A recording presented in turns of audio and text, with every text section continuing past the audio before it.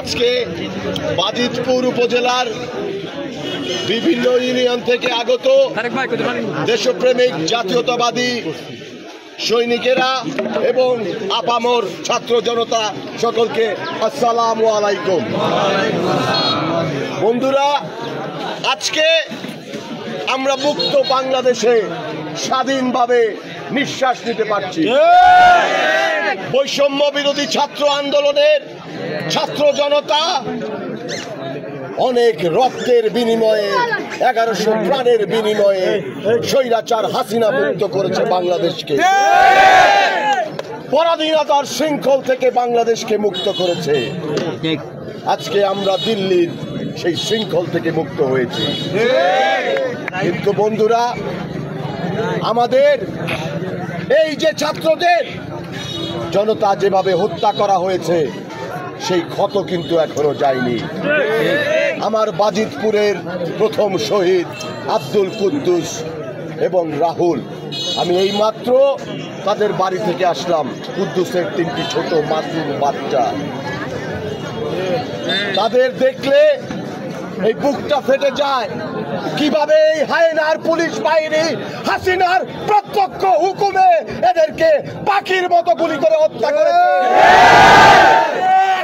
আমাদের এই বিজয় পরিপূর্ণতা লাভ করবে যখন এদের বিচার এই হাসিনা সহ এই বাংলার মাটিতে করতে পারবো। আপনাদেরকে সকলকে সোচ্চার হতে হবে এই হত্যাকাণ্ডের বিচারের দাবিতে। আরেকটি কথা আমি বলে দিতে চাই, আজকে বাংলাদেশে আরেকটি নতুন ষড়যন্ত্র শুরু হয়েছে। হামলা, লুটতরাজ এগুলো চলছে। আপনাদেরকে, আমাদেরকে সকলকে এই সমস্ত জবরদখল, হামলা, লুটতরাজকে প্রতিরোধ করতে হবে। হাইব্রিড বিএনপি নেতাকে দিয়ে জাতীয়তাবাদী শক্তি হবে না। আওয়ামী লীগের দালালদের দিয়ে জাতীয়তাবাদী শক্তি হবে না। আমি বাজিতপুরবাসীকে আশ্বস্ত করতে চাই, আপনারা নির্ভয়ে থাকুন। আজানের জন্য আমি 1 মিনিটের বিরতি নিচ্ছি। হিন্দু, বৌদ্ধ, খ্রিস্টান তাদের ওপরে কোনো হামলা বরদাস্ত করা হবে না। আমরা এই বাজিতপুরকে একটি সাম্প্রদায়িকতা মুক্ত বাজিতপুর হিসাবে দেখতে চাই। আমার নেতা তারেক রহমানের নির্দেশে দলের ভেতরে যারা এই সমস্ত হামলা, লুটতরাজ করবে তাদেরকে ধরিয়ে দিতে হবে, তাদেরকে চিহ্নিত করতে হবে, তাদের হাত ঘুরিয়ে দিতে হবে। আমি আমার বক্তব্য দীর্ঘায়িত করব না। পরিশেষে এই বৈষম্য বিরোধী ছাত্র জনতার আন্দোলনে নিহত শহীদ আবু সাইদ সহ সকলের রুহের আত্মার মাগফিরাত কামনা করে এবং আজকে যারা আমাকে এই ভালোবাসায় সিক্ত করেছেন, আগামীতে সকলকে আমার পাশে থাকার আহ্বান জানিয়ে আমি আমার ধন্যবাদ জানাই। সেই সাথে আমি ধন্যবাদ জানাই বাজিতপুর পৌর বিএনপির সাধারণ সম্পাদক জসিম মাহমুদ, যুবদলের সাবেক আহ্বায়ক কাইসার মাহমুদ রিপন,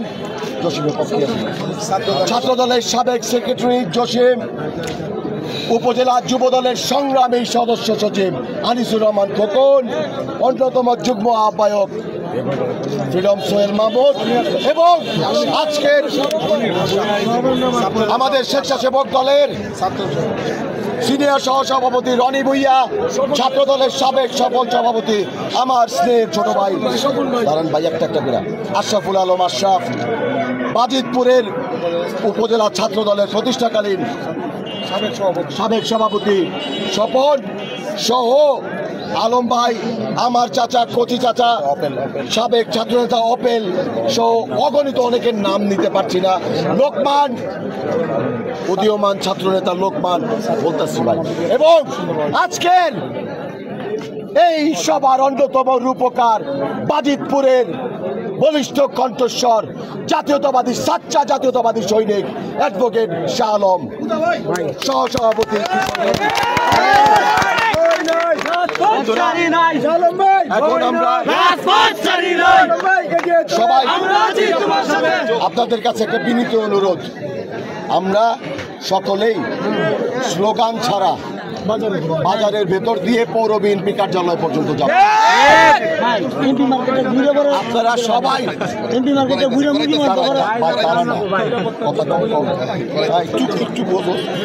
আপনারা সবাই আপনারা জানেন আমরা সুশৃঙ্খলভাবে এই সভাটি শেষ করতে চাই। আইন শৃঙ্খলা রক্ষাকারী বাহিনী তথা আমাদের দেশপ্রেমিক সেনাবাহিনীকে আমরা সহযোগিতা করব, সহযোগিতার হাত প্রসারিত করব, এমন কিছু করব না যাতে আমাদের গায়ে কালিমা লিপিত হয়। সুতরাং সকলকেই বলবো স্লোগান ছাড়া আমরা হেঁটে ইনশাল্লাহ এখান থেকে শুরু করে বাজিতপুর পৌর বিএনপি কার্যালয় পর্যন্ত যাব। সকলকে ধন্যবাদ। খোদা হাফেজ। বাংলাদেশ জিন্দাবাদ।